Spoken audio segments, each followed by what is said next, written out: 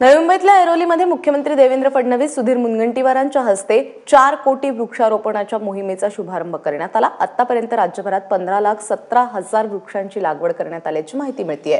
तर दुसरीकडे 2019 पर्यंत 50 कोटी वृक्ष लागवड करण्याचा निर्धार मुख्यमंत्र्यांनी या कार्यक्रमात बोलून व्यक्त केलेला आहे।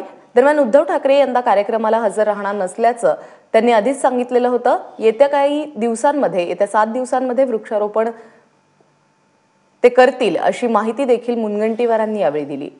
आणि वृक्षारोपणाच्या मोहिमेच्या शुभारंभाच्या कार्यक्रमामध्ये मुख्यमंत्री देवेंद्र फडणवीस काय म्हणतात पाहूयात।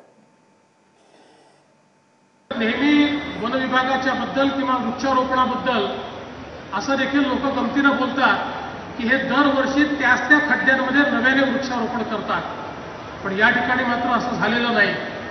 प्रत्येक खड्ड्याचा हिशोब आहे, लावलेल्या प्रत्येक झाडाचा हिशोब आहे, मागच्या वर्षीचं प्रत्येक झाड त्याचं जिओ टॅगिंग आहे, त्याचं लॅटिट्यूड लॉन्जिट्यूड आपल्याला माहिती आहे। आणि आता पुन्हा यावर्षी देखील हे जे काही 4 कोटी वृक्ष लावायचे आहेत, या प्रत्येक वृक्षाकरता खड्डा कुठे आहे, त्या ठिकाणी कुठला वृक्ष लागणार आहे, इथपासनं तर त्याचं संपूर्ण संवर्धन, या प्रत्येक गोष्टीचा हिशोब आज तंत्रज्ञानाचा टेक्नॉलॉजीचा वापर करून या ठिकाणी आपण ठेवतो।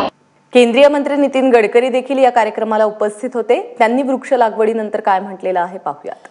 येणाऱ्या काळामध्ये आपण या पर्यावरणाचं रक्षण करणारच आहोत। सगळ्या ठिकाणी फळं आणि फुलं आपल्याला मिळणार नाही, पण काही ठिकाणी आपण जी झाडं उभी करणार आहोत त्यातून निश्चितपणे आपल्या देशाच्या पर्यावरणाचा जो समतोल आहे तो राखण्याकरता आपल्याला मदत होणार आहे।